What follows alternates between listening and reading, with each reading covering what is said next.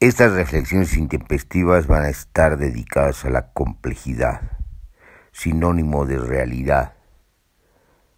Es decir, va a estar dedicada a el pensamiento complejo, a la perspectiva de la complejidad. Esto ya lo tratamos en un ensayo que titula Epísteme compleja, un ensayo que es un libro que está difundido y distribuido en Amazon y en ISU. Bueno, vamos a volver a tocar porque queremos exponer nuestra perspectiva, nuestro enfoque, que está vinculado a las dinámicas de la complejidad, a la simultaneidad dinámica y a los tejidos del espacio-tiempo. Bueno, en realidad el título que debería llevar debería ser Fuentes del pensamiento complejo o Fuentes de las teorías, en plural, de la complejidad.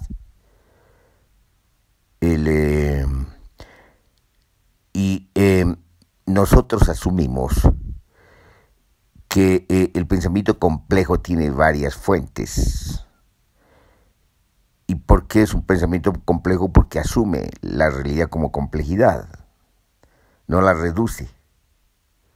A diferencia de la epísteme moderna, la epísteme de la complejidad asume la complejidad como tal y no la reduce a teorías, a modelos teóricos, menos a los modelos teóricos lógicos, explicativos de la epísteme moderna, sean estos científicos o filosóficos, o de los saberes de las ciencias sociales y de las ciencias humanas. La complejidad es asumida entonces por el pensamiento complejo en su propia complejidad.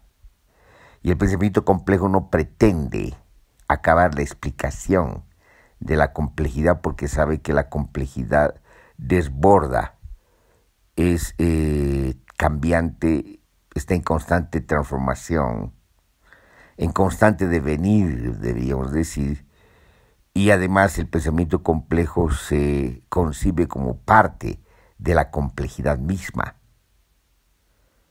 Entonces es un pensamiento que se asume como parte de la complejidad, parte de las dinámicas complejas que tienen que ver con la integralidad de la complejidad, la sincronicidad de la complejidad, y que tienen que ver además con la simultaneidad dinámica, es decir, esta perspectiva, esta forma de comprender el tejido del espacio-tiempo, donde no hay espacio absoluto ni tiempo absoluto, que eran parte precisamente de los presupuestos fundamentales de la epísteme moderna, desde el cisma de la física cuántica, desde el cisma que producen la física relativista y la física cuántica, desde la perspectiva configurada como tejido del espacio-tiempo que considera las 4 dimensiones integradas, las 3 del espacio y la del tiempo, y después, en la medida que las consecuencias de la física cuántica y de la física relativista avanzan, se desarrolla en la teoría unificada o en los intentos de la teoría unificada de la física la consideración desde la perspectiva de las teorías de las cuerdas de 11 dimensiones. Construcción matemática, por cierto, no comprobada en términos científicos, pero sí una construcción matemática que propone coherentemente, matemáticamente, la existencia de la complejidad del multiverso en 11 dimensiones. Las 4 desplegadas que hemos mencionado y 7 plegadas. Y por lo tanto tendríamos que concebir las dinámicas de la complejidad del multiverso en sus distintas escalas a partir precisamente de estas 11 dimensiones. Bueno, pues de alguna manera nos adelantamos a alguna de sus fuentes y obviamente una de sus fuentes, quizás la principal, tiene que ver con el cisma de la física, con el desarrollo, el desenvolvimiento, el despliegue teórico e investigativo físico-matemático de la física relativista y la física cuántica.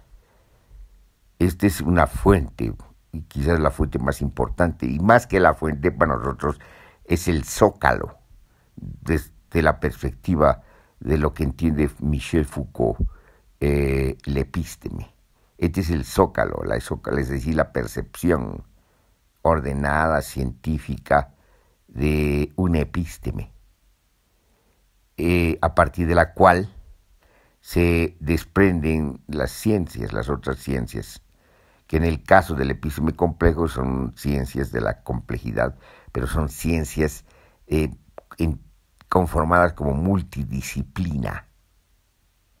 Una de las ciencias multidisciplinarias que responde precisamente a la epísteme compleja es la ecología compleja, la ecología pensada como complejidad del planetaria, como complejidad de los ciclos vitales integrados. Y obviamente ya diferenciamos lo que es ecología de lo que es el medio ambiente, que está estructurada a partir de la geografía ambiental, todavía esa geografía que piensa el espacio en términos más bien planos que en términos de sus espesores. Aunque la propia geografía también se ha desenvuelto y desarrollado y ha adquirido dimensiones complejas la propia geografía contemporánea, desde la geografía humana y un poco más atrás desde la geografía cuantitativa, que piensa el espacio como construcción de fuerzas, como recorrido de fuerzas, termina comprendiendo un espacio también dinámico y termina comprendiendo además espesores del espacio, desde la geografía humana y más allá, porque los espesores de los espacios ya no tienen una visión plana, y estos espesores están concebidos como paisajes, y el paisaje está concebido como tejidos. Hay una lectura entonces de los tejidos del paisaje que permiten la interpretación de la geografía contemporánea. Entonces ya la geografía también se ha desenvuelto, y esta geografía tiene muchísimo que ver con la fuente misma de la ecología, así como la biología en toda su complejidad, en todo su desenvolvimiento, en toda su transformación epistemológica, es la fuente de la ecología. Y estamos hablando de la biología, además, que se convierte en el referente, en la base inicial de la teoría de sistemas, y sobre todo la teoría de sistemas autopoiéticos. Entonces la vida es asumida en su complejidad por la teoría sistémica autopoiética, que sería otra de las fuentes precisamente del pensamiento complejo, de la perspectiva de la complejidad, de la epísteme compleja. Y por lo tanto también tiene su incidencia en la ecología, cuando se piensa, por ejemplo, los ecosistemas, en su propia complejidad. Entonces, fíjense, ya hemos mencionado por lo menos 3 fuentes. Una fuente que es en realidad el zócalo, el núcleo fundamental de la epísteme compleja, que es el cisma de la física, la revolución física relativística y física cuántica, que cambia la percepción científica, que desprende una fenomenología de la percepción científica que nos lleva precisamente a las teorías de la física cuántica y de la física relativista y sus aplicaciones científicas y tecnológicas. Después tenemos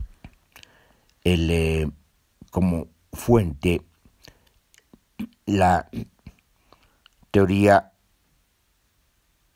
de sistemas en toda su desenvoltura, tanto la teoría de sistemas que tiene como referente la máquina, es decir, la cibernética, como la teoría más avanzada de sistemas autopoética que tiene como referente la vida, es decir, la vida en sentido biológico. Ahora, estas serían, digamos, dos fuentes importantes y tendríamos una perspectiva que tiene que ver con otra fuente y más que fuente con la realización, la estructuración de una multidisciplina que sería la ecología. Ahora, pero hemos dicho tres fuentes.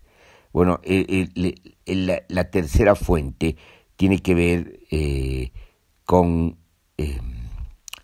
los desarrollos también desde la física cuántica y la física relativista en sentido del manejo del azar y la necesidad en términos de las teorías del caos. Pero en realidad no son tres fuentes, sino son dos fuentes que hemos mencionado, y esas son las que, digamos, las dejamos en principio como referente.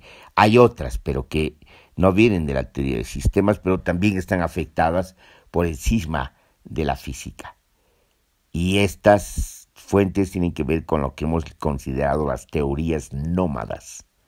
Bueno, pues las teorías nómadas tienen una forma de asumir la complejidad distinta, no tan estructural, sino más bien en términos de fluidos, de movimientos, de dinámicas de fluidos, de dinámicas de movimiento, de dinámicas de líneas de fuga, de devenires. Esa es la palabra, o esa es la frase o el enunciado más concreto para abordar la caracterización de las teorías del nómadas.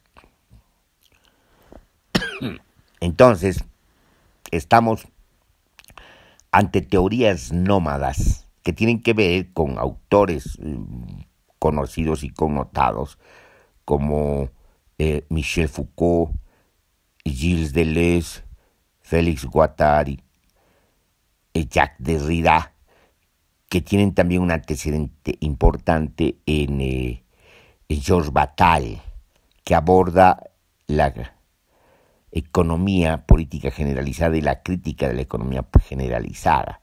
De él asumimos este término de la economía política generalizada y desprendimos a partir de Georges Bataille, de la lectura que hemos hecho de Georges Bataille, sobre todo de sus textos que tienen que ver con el excedente desde la perspectiva del erotismo. Hemos asumido y hemos desarrollado esta concepción de la crítica de la economía política generalizada. Bueno, pues, pero son teorías nómadas, unas teorías nómadas que en su forma más desenvuelta aparecen como lecturas de la territorialidad, de la territorialización, de la desterritorialización y de la reterritorialización.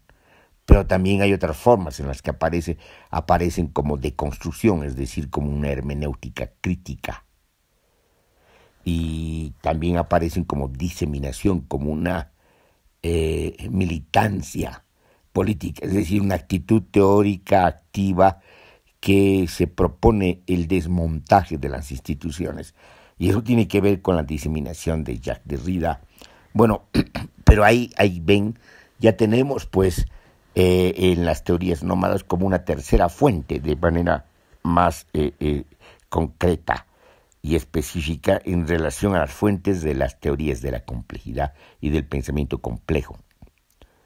Por otra parte, precisamente al abordar esto, tenemos también otra fuente que tiene su propio recorrido, pero que se va articulando a partir de estos autores de la teoría de la complejidad, sobre todo de uno que es Jacques Derrida.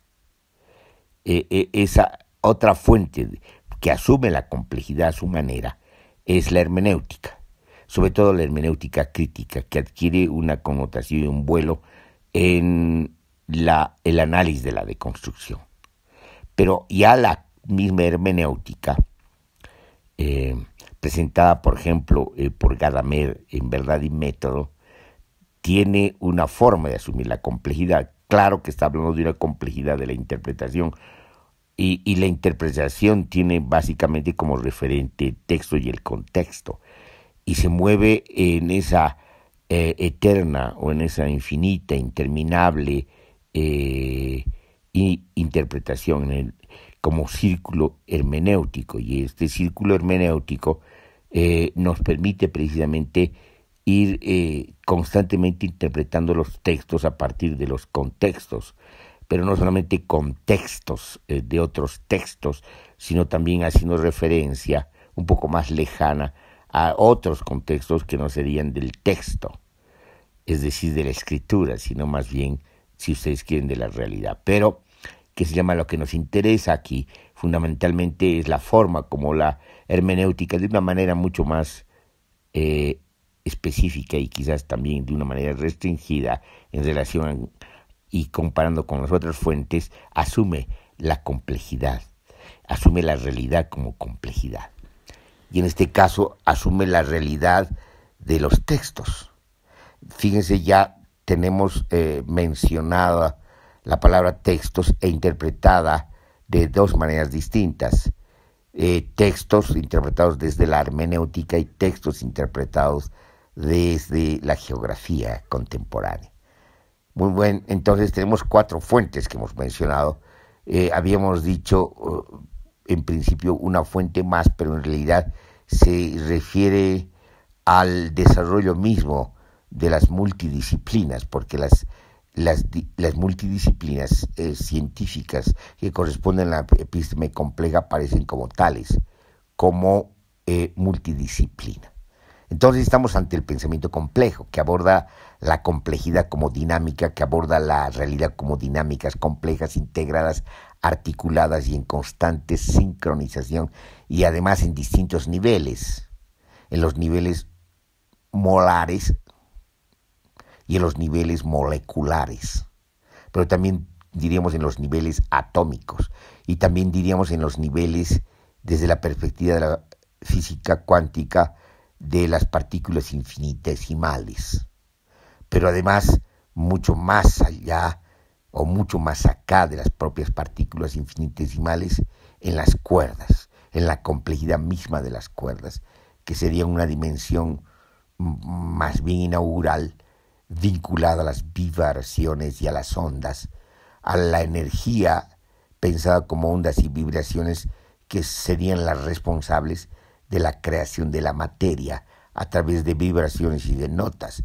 Por eso los de las teorías de las cuerdas terminan usando una frase muy linda, muy poética, aludiendo de que el universo es una sinfonía. Y nosotros decimos el multiverso del que estamos hablando sería una polifonía. Ese serían los primeros rasgos, las primeras caracterizaciones de las teorías de la complejidad del pensamiento complejo. Y esta sería también una exposición de este pensamiento complejo a partir de sus propias fuentes. Y también sería la exposición de algunas de sus concreciones o realizaciones que tienen que ver con la multidisciplina, sobre todo con la multidisciplina de la ecología. Ahora, ¿por qué es importante, digamos, asumir la realidad como complejidad? Porque escapamos a las reducciones de la episteme moderna, de la ciencia moderna, que necesita reducir la complejidad de la realidad para abordarla desde su propia complejidad, pero que resulta todavía estrecha para abordar teóricamente lo que ha reducido de la complejidad misma. Es decir, lo que hace la episteme moderna es descartar la complejidad y mirar desde su reducción lo que considera fundamental para explicar el funcionamiento de la realidad. que en el caso más extremo termina llamando leyes de la naturaleza, cuando la naturaleza no tiene leyes. Porque esta es una perspectiva más bien jurídica, desde el paradigma jurídico, por lo menos en términos de enunciación o en términos de nombre. Bueno, pero hay diferencias entonces muy claras entre la epísteme de la complejidad y la epísteme moderna. Y una de las diferencias no solamente tiene que ver con las fuentes, no solamente tiene que ver con el zócalo de la epísteme compleja, que es la física cuántica y la física relativista, en tanto que la epísteme moderna tiene como zócalo de su percepción a la física newtoniana, es decir, a lo que se considera la física clásica. Entonces hay diferencias grandes desde la perspectiva del desenvolvimiento y sobre todo del desenvolvimiento teórico e investigativo y científico. ¿Y por qué es importante asumir la complejidad desde su complejidad misma, la realidad desde las dinámicas complejas? Es importante porque la episteme moderna entró a sus propios límites, llegó a sus propios límites, es decir, de alguna manera entra a su crisis epistemológica a partir de un determinado momento y no puede explicar el funcionamiento de lo que está tratando, de sus objetos de investigación, porque así habla su metodología, y después de construir determinadas configuraciones científicas y de los saberes en las ciencias humanas y en las ciencias sociales, no logra terminar de explicar por qué, la complejidad de lo que está explicando la desborda. Y por lo tanto, hay un antecedente importante que es la propia crisis de la epistemología moderna, que nos lleva definitivamente a su traspaso y por lo tanto al avance hacia otros horizontes epistemológicos, y esos son los horizontes epistemológicos del pensamiento complejo, de la perspectiva de la complejidad, de estas teorías de la complejidad que abordan la realidad como complejidad misma, como dinámicas complejas integradas y sincronizadas, y además desde la perspectiva de la simultaneidad dinámica. Entonces, por eso es importante, y es importante en todos los niveles, si ustedes quieren, en todos los planos de intensidad y en todos los espesores de intensidad de la realidad, incluyendo, la complejidad que se debe abordar y que hemos tratado de abordar, por lo menos teóricamente, desde la problemática que trataron en su tiempo las ciencias sociales y las ciencias humanas. Bueno, Edgar Morin tiene una exposición muy sugerente en el método, donde expone la teoría de la complejidad, pero desde la perspectiva misma de Edgar Morin, que tiene que ver con la teoría de sistemas autopoietéticos, y tiene que ver con la ecología fundamentalmente, y obviamente aborda, el tratamiento de la complejidad desde la física, desde esta perspectiva de lo que es método en la física matemática, y después obviamente en la naturaleza, es decir, en la vida, en la biología, y después va abordando, esta complejidad en otras dimensiones, como por ejemplo las dimensiones mismas del pensamiento, que considera como una dimensión de la realidad, y después las asume como sociedad de la sociedad, asume la complejidad misma de la sociedad.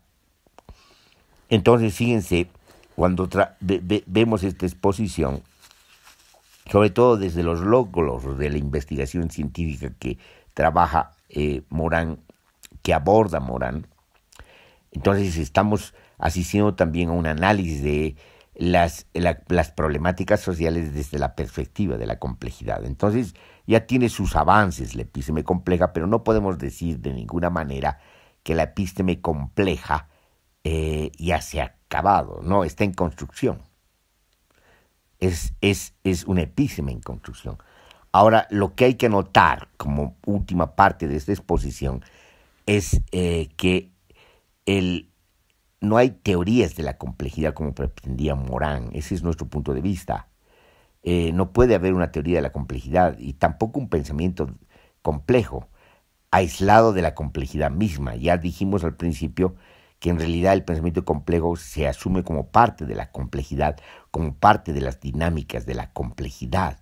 Si ustedes quieren un poco atendiendo a las consecuencias de la teoría de la incertidumbre o de la hipótesis de la incertidumbre de Heisenberg, es decir, en la medida que se interviene en la realidad, se la cambia y se la transforma. Pero también nosotros asumimos esta consecuencia desde ese refrán tan lindo y tan poético que dice: una mariposa en México termina produciendo huracanes en Japón. Cuando se dice eso, se está aludiendo precisamente a la sincronicidad planetaria. Pero nosotros asumimos una especie de sincronicidad del universo y del multiverso. Es decir, todo lo que se hace cambia el mundo efectivo, la realidad. Es decir, la realidad está en constante devenir y en constante transformación en el contexto del espacio-tiempo de la simultaneidad dinámica. Entonces, cuando planteamos estas cosas, estamos planteando, digamos, fundamentalmente, en esta parte de la exposición, aquello que consideramos que el pensamiento complejo forma parte de las dinámicas complejas. Y cualquier construcción del pensamiento complejo en realidad forma parte de la percepción y de la experiencia corporal, vital, del locus de esta epísteme compleja.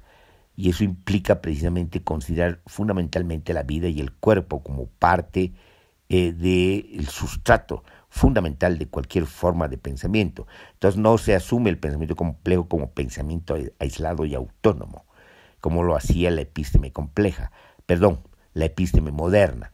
A diferencia de la epísteme compleja, la epísteme moderna no solamente reduce a modelo, a paradigma, la complejidad de la realidad, sino que además solo considera, digamos, ejes, solo considera, si ustedes quieren, para decirlo metafóricamente, esqueletos.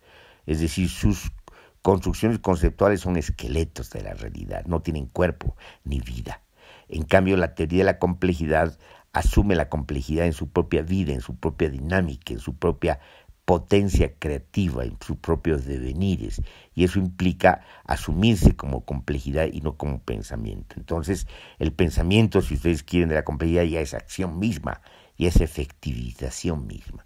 Entonces hay diferencias grandes en el pensamiento complejo, y este es el epísteme que asumimos y nos consideramos formar parte del epísteme. Sobre todo esto lo hicimos desde las críticas a lo que nos quedaba del pensamiento moderno, sobre todo en mi etapa de participación militante en Comuna, donde todavía, a pesar de los desprendimientos críticos que se desarrollaron en aquella época, incluyendo la lectura de las teorías nómadas, todavía se consideraba una especie de teoría vanguardista o de una crítica vanguardista, y todavía se consideraba, digamos, en esa concepción todavía estrecha de la economía política y de la crítica de la economía política, que es el marxismo, y por lo tanto todavía se consideraba formar parte de los límites mismos, los horizontes mismos de la epísteme moderna,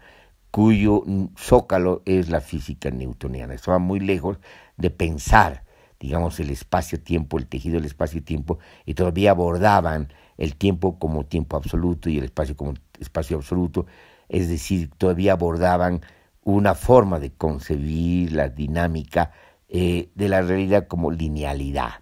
Entonces, cuando hicimos la crítica al pensamiento de Comuna, pero también la crítica al pensamiento marxista, inclusive en sus formas más desarrolladas, más sofisticadas, más avanzadas, que tienen que ver con la teoría crítica marxista, el marxismo crítico, ¿no? Incluyendo sobre todo a las investigaciones de la historia del capitalismo, de los ciclos largos del capitalismo. Entonces, cuando hicimos esta crítica, ya empezamos a, digamos, no solamente a hacer una evaluación crítica, sino a romper, no solamente desplazarnos, a producir una ruptura epistemológica. Nos consideramos formar parte entonces de la epísteme compleja, del pensamiento complejo, de la perspectiva de la complejidad, y hemos querido hacer esta exposición para mostrar nuestros locus. Aquí terminaríamos esta exposición y espero haber aclarado a muchos que nos escuchan, que nos leen, nuestra propia perspectiva.